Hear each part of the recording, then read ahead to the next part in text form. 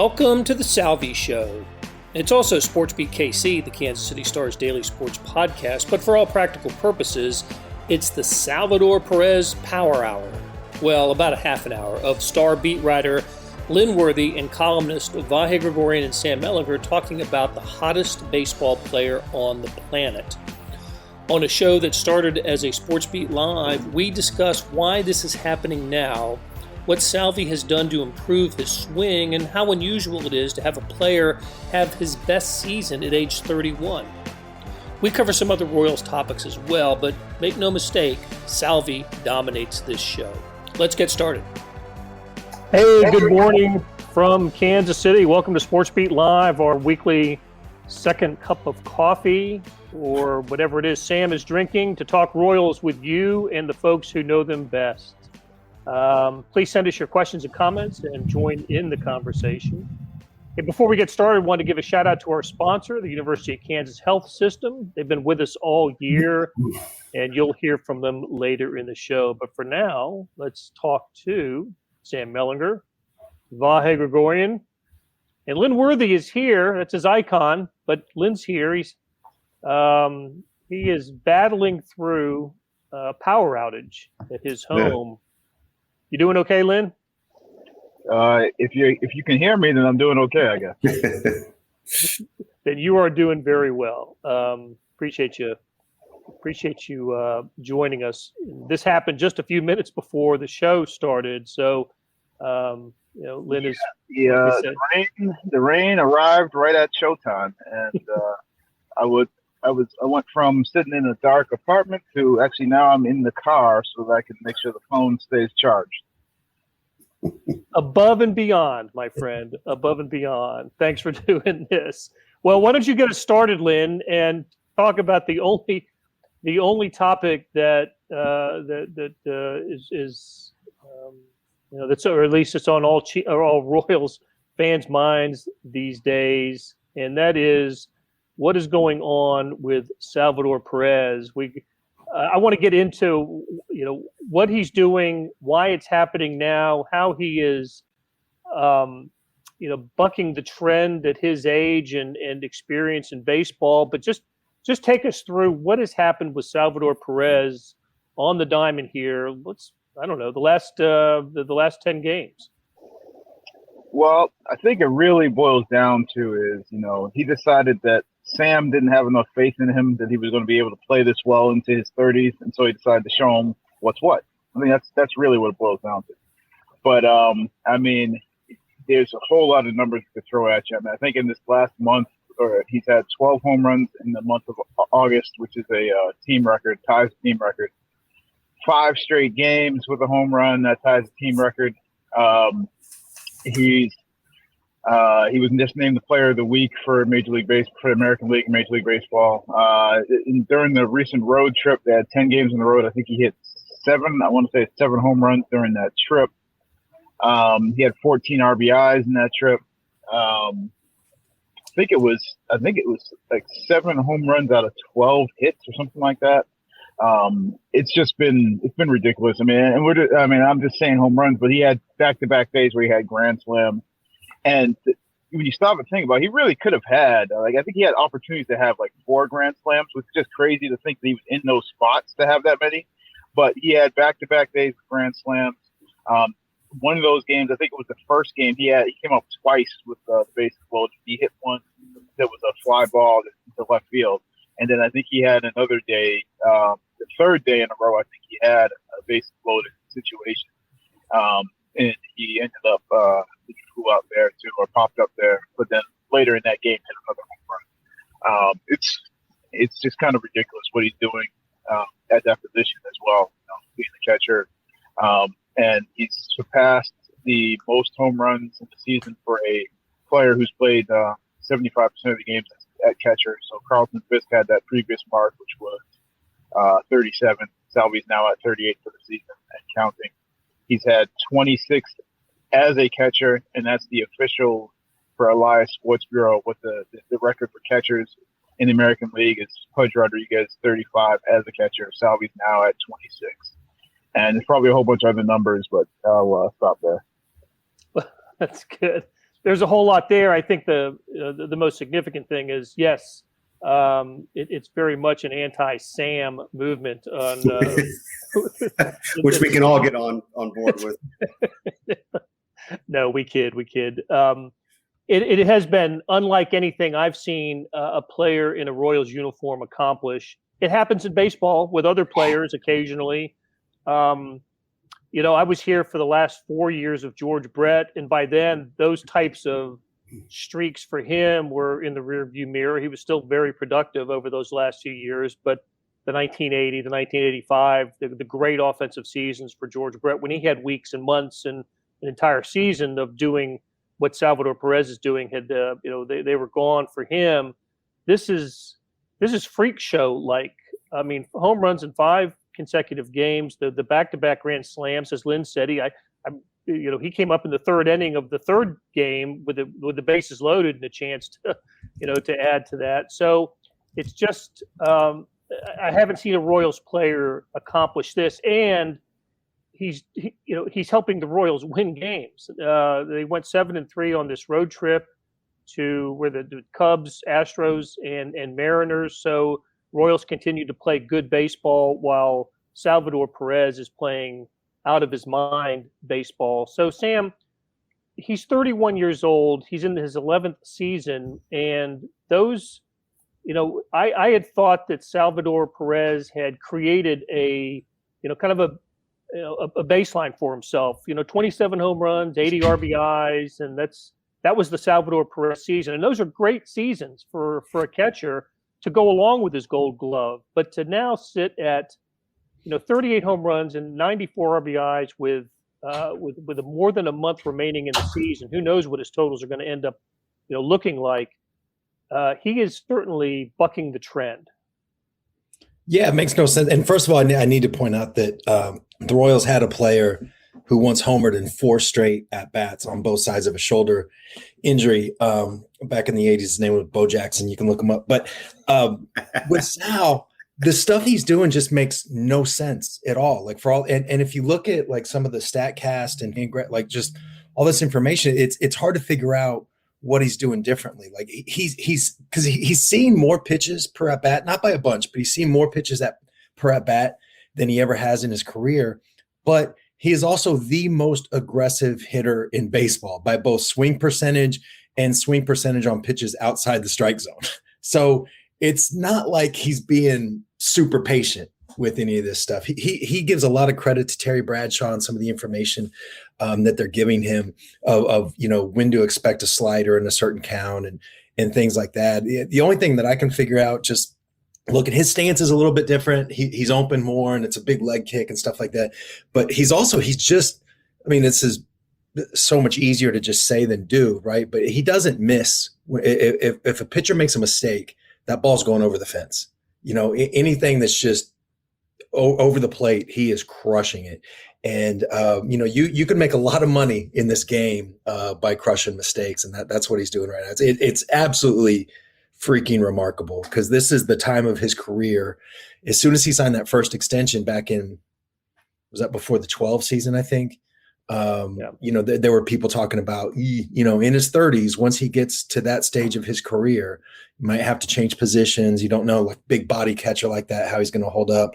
And then that surgery, that Tommy John for a catcher, there's not a lot of catchers who have performed really, really well after having that surgery. So this is, it's absolutely remarkable. He's a freak of nature. Hey, Vahe, I want to get your thoughts, but before we do, I've already kind of messed up the script here. Let's check out the 2 grand slams this past week by Salvador Perez, and then we'll come back. Bases are loaded, nobody out, and the Royals' best hitter this year, Salvador Perez, will come to the plate. And the 2-0, and Salvy hits it well, deep left center, and that ball is gone!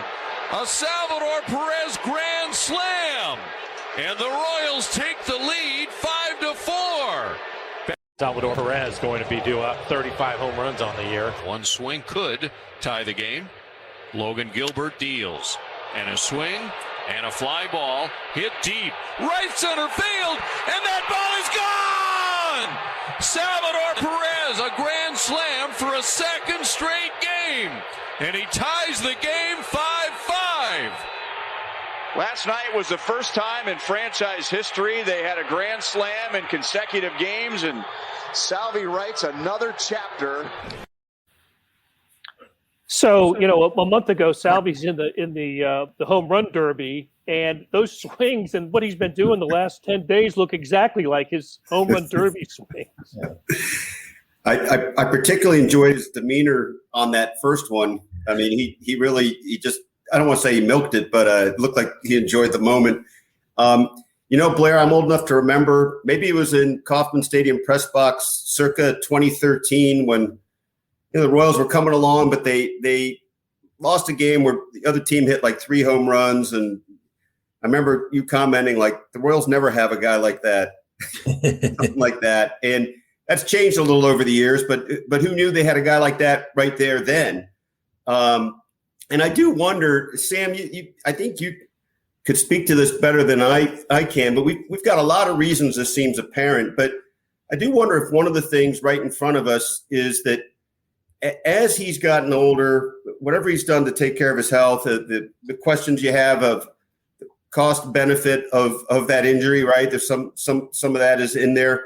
But I wonder how much more seriously he takes preparation now.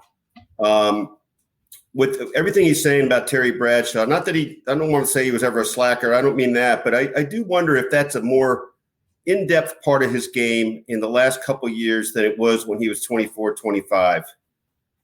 Yeah, it's hard to know how much of it is just a changed, like, this isn't exactly the right way to say it, but like more mature approach. And I don't mean it like to insult the way he used to do it. Guys just change. Some guys don't want information. They think it overloads them, and they, and they're thinking too much at the plate.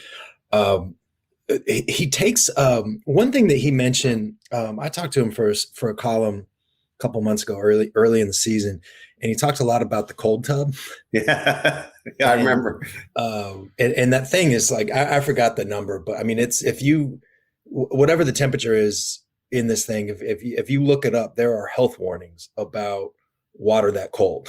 Like if you're in there too long, you can get frostbite. I mean, it's just like really, but it can provide some, I don't know the medicine, it stimulates blood flow, whatever it does. And he gives a lot of credit there. I mean, it's the other thing about this, he's going to DH. I think he's one game away from tying the most games at DH that he's had in his career. And so Mike Matheny is helping him in that way. But Salvador Perez is also second in baseball in innings caught. So it's not like he's just, taking the easy route. I mean, he's playing every day. I think he's missed one game. And if he's not, most catchers, most normal humans who play catcher, if they're not catching that day, they sit on the bench and they rest, because catching is brutal, and that is not, an easy way to make a living. But when he's not catching, Salvador Perez is DHing and hitting home runs. It's absolutely. I also wonder about that contract. At the time, me and many others were, like, ooh, that's a lot of money. That's what he would have paid if he had a big season, and they're giving it to him straight ahead. And I just wonder the way he is, if that unlocks something, if he feels a little bit freer. That's armchair psychology, so it may be complete BS. It's just something I think about. Well, one other quick thing, and I realize this is sort of, overstated and exaggerated, but when I was in St. Louis during the great home run chase, and the last week or so, it gives you that little echo of like, you can't wait to see what happens next. I'm not saying it's like that chase exactly, but there's a little bit of that. And I was really disappointed they weren't playing yesterday. Because you wanted to see, like, well, what do you got now? So it's really exhilarating that way. And just one last thing to reiterate something Blair said, which is, I think it's been a little more captivating because they've been winning. I mean, I think it would feel a little more hollow, a little more empty. Obviously, they're not where they want to be, but it's a bit of momentum into the last month of the season that might make you feel a little different about what they've got coming back, depending on how this goes too. Yeah, it gives a stretch run some life, right? Yeah. Well, and how about his first Grand Slam came when the Royals, I think this is right. I don't know if I have the sequence right, but one of his Grand Slams came with the Royals trailing 4-1 and the other trailing 5-1. So, I mean, not only hitting Grand Slams, but doing it in dramatic fashion, reversing the fortune of a game, which has been pretty cool. I don't think we can underestimate the Tommy John year of 2019 and how that, as he was, getting repaired, his back, his legs, just to 9 years of catching were, basically got a year off from that. And I think from a physical standpoint, his body was rejuvenated a bit from that. That's, who knows what role that's played. That, I think, along with the slight adjustments we've seen at the plate. And Lynn, let me ask you this: when Salvador Perez comes to bat tonight with Cleveland in town, are we going to hear the first MVP chants that maybe we've ever heard at Kauffman Stadium, or at least since George Brett played?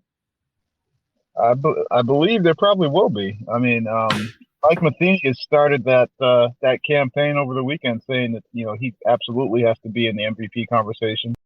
We've got some Salvador Perez from Sunday. Lynn was part of the conversation. Let's hear what Salvador Perez had to say after Sunday's game at Seattle. He had homered this game, but the Royals ended up losing this game 4-3. What does it mean to you to set or tie a Royals franchise record for consecutive home runs, or consecutive games with home runs? That's Sweeney. Hey, Tyson? Yeah. That's awesome. Sweeney. Oof. Yeah, I feel great, so excited what's going on with me right now. And I always say that I like to compete and we never like to quit. And, thank God and for everything. And I just feel really good in the home plate right now. We asked you this a lot, but did you think that one was out? It kind of looked like it was going to go foul at first. Yes, you're right. And that one was, there was keep throwing me like opening, and my third ball against Gonzalez. I was okay. Let me go looking foul opening for pitch, and yeah, was opening. I think it was a pretty good pitch, and I used my hand very good to try to put the barrel. Yeah, look like, but good. I stay first. So yeah, it was pretty good pitch and pretty good swing. Go ahead, Lynn. Hey, Salvy. First, I just wanted to ask you about Singer. How did he throw the ball today? Great. One of the best sliders I ever catch, today. That's the one he had today. It was 88, 89 slider down in to all the lefty. He threw pretty good, just the ball to Olivar in the first inning, it's kind of knock a ball. It's kind of hard to catch that ball sometimes, especially when they go down. Look like a split finger. But yeah, after that, just one big C went running. After that, it was, domination, to the homer. And try to go opening on that pitch. I think that ball back to the middle a little bit, and Kelly got it. But he threw pretty good today. He used changer a lot today. 2-seam and 4-seam was good today. Slider was amazing. So I feel like he threw pretty good today. And I think Andy mentioned that you tied Sweeney, but you also tied Gordo for number of home runs all time. Is that meaningful at all? Ale Gordo? Fourth. In Royals history. 4? I tied Gordo. Wow. The greatest, you're the best man, but okay. We're gonna get you, okay? I need to see one more.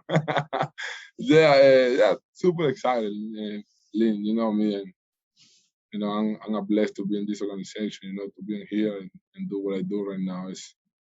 It's amazing, And I think the greatest gonna feel happy too. I always say he teach me how to work hard. That's a good thing happening in my career. See Alex Gordo how he like to work. And how concentration he when the season starts, when the spring training starts, try to do the same thing every day, routine.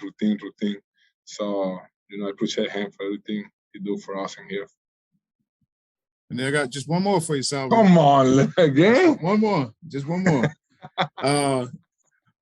Mike Matheny says, people need to start talking about you as MVP. What do you think? Oh, it's gonna be amazing, man. I think every hitting and major league want to be an MVP.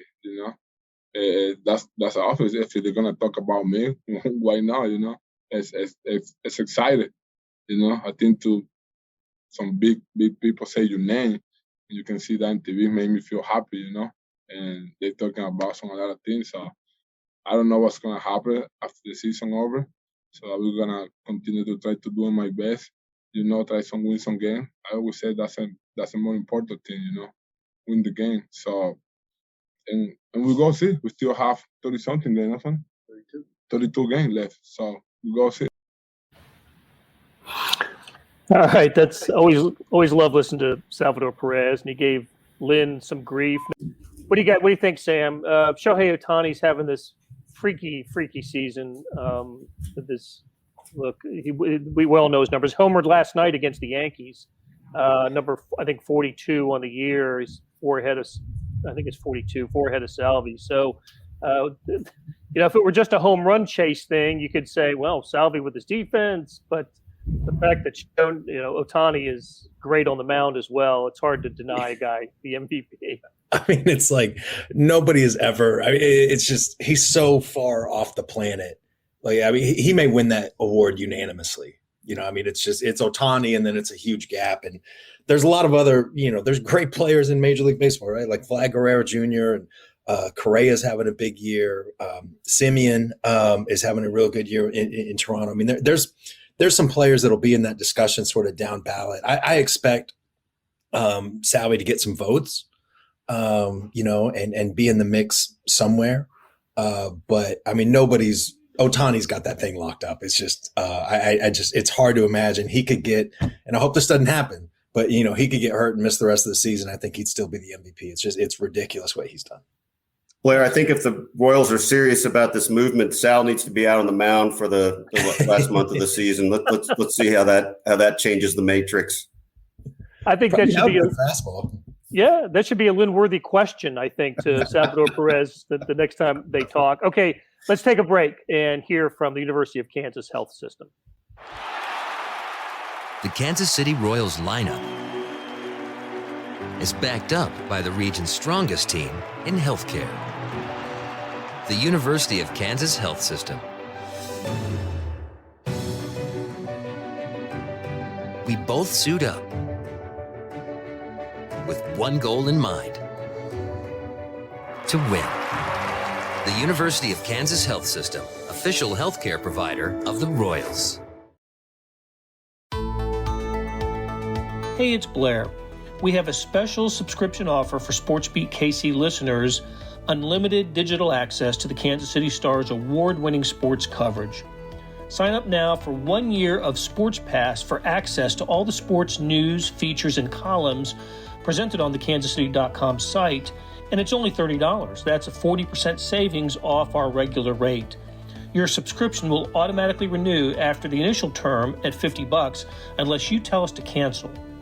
Your subscription helps support the sports coverage of kansascity.com and the Kansas City Star, and that support has never been more important.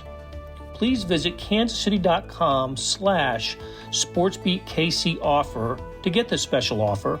And as always, thanks for listening. Okay, some other Royals news happening this past week since the last time we chatted. One of which is Jarrod Dyson no longer with the team.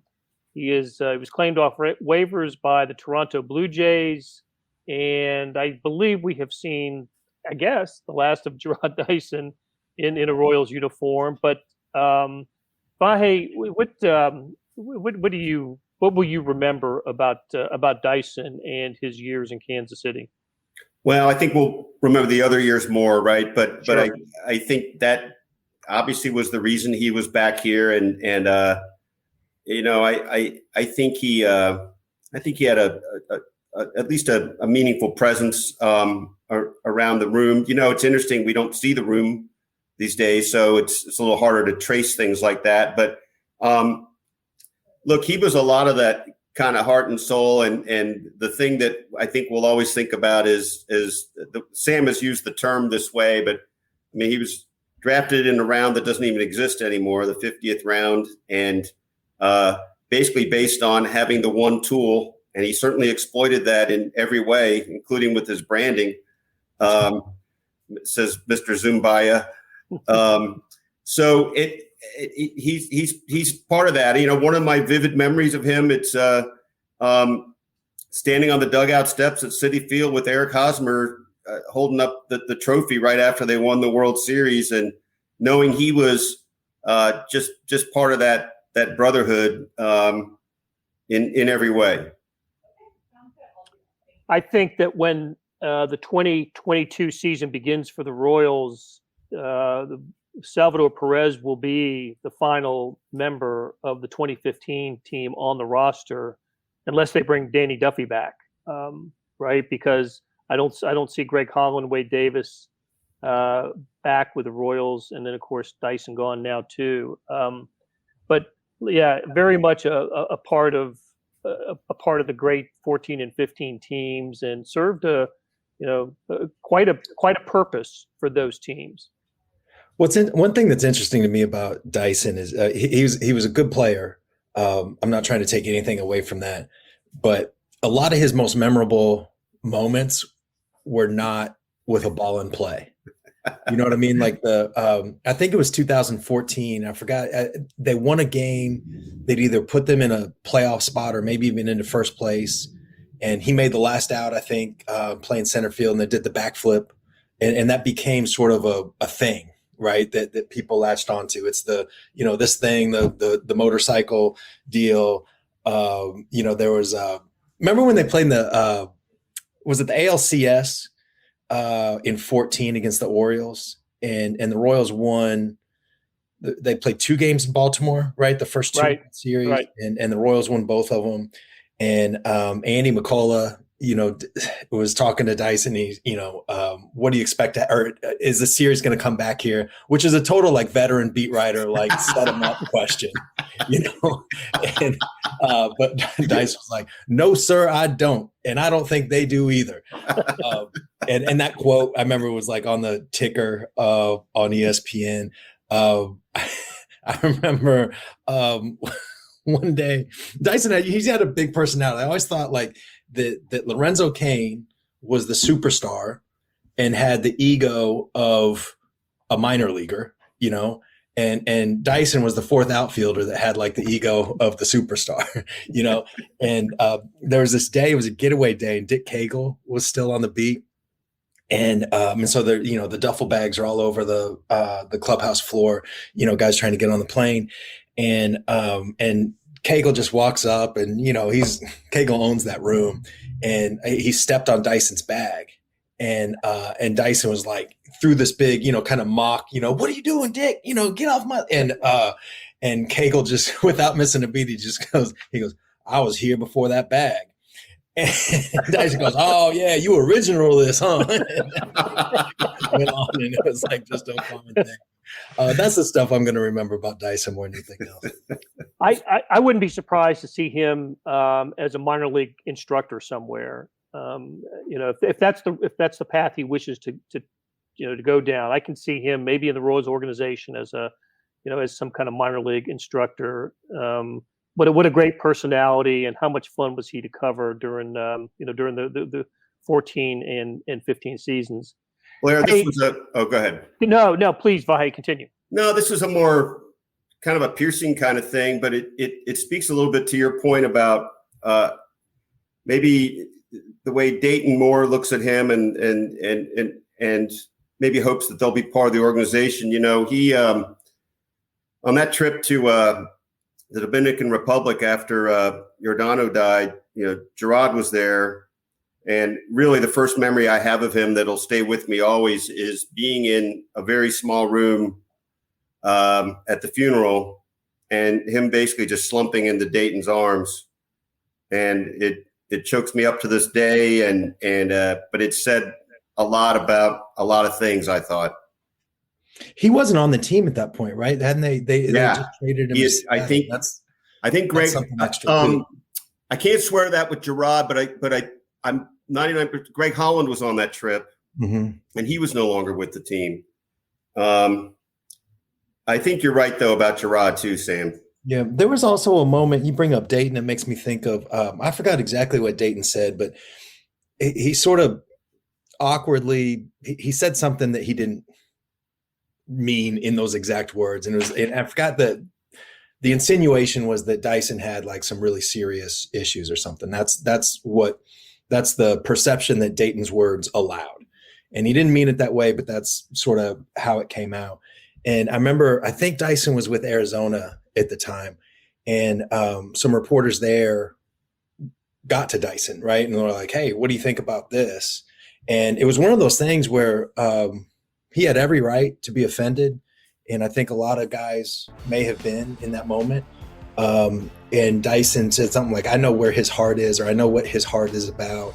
And he didn't mean it that way. I know it. And that was before, at least in my recollection, before ever talking to Dayton about it. And so, I don't know. I think that there was just my point here is that there was a real connection that Dyson felt, not just with Dayton, but, with Rusty, and they had their run-ins. But, with Rusty, the outfield coach, and, him and Lorenzo Cain, him and Eric Hosmer. I mean, there are just some real bonds there that it's not like they never happen. They only happen in Kansas City or whatever, but there were some real bonds there that I think carried the day throughout a lot of the Royals' best moments.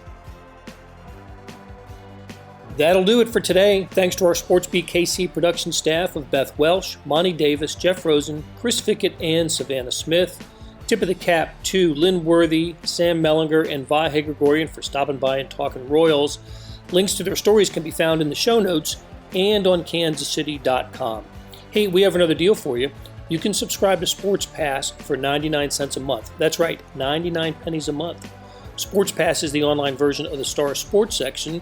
You get all the stories that appear in the print editions of the Star, plus additional stories that appear only on the website, and of course, they appear first on kansascity.com. After 3 months, it auto-renews at $5.99 a month unless you cancel. How do you get it? You go to kansascity.com/SportsPass2020. That's kansascity.com/SportsPass2020. And whether it's the Sports Pass or the full subscription, you're getting and supporting the best sports and news coverage in Kansas City and helping us produce programs like SportsBeat KC. Thanks for listening, and we'll be back on Wednesday to begin a series of college football previews. Join us then. Thank you.